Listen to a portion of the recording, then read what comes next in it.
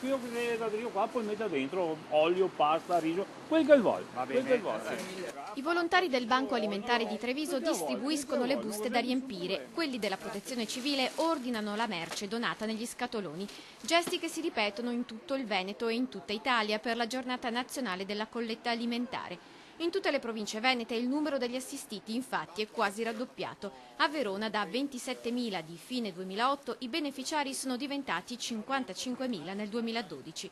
Ha aumentato anche il numero degli enti caritatevoli che fanno affidamento al Banco Alimentare.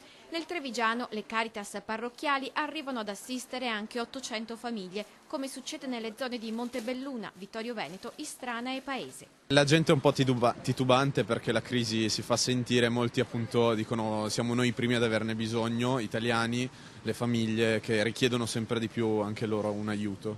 Tutto è più difficile, fare del bene ancora di più, ma la risposta anche in questi tempi non manca. Vedo che la gente comunque è generosa nonostante la crisi. Grazie signora, buona giornata. Collaboro con la Caritas. Le è costato quest'anno? Beh, io quando posso do sempre. Signora.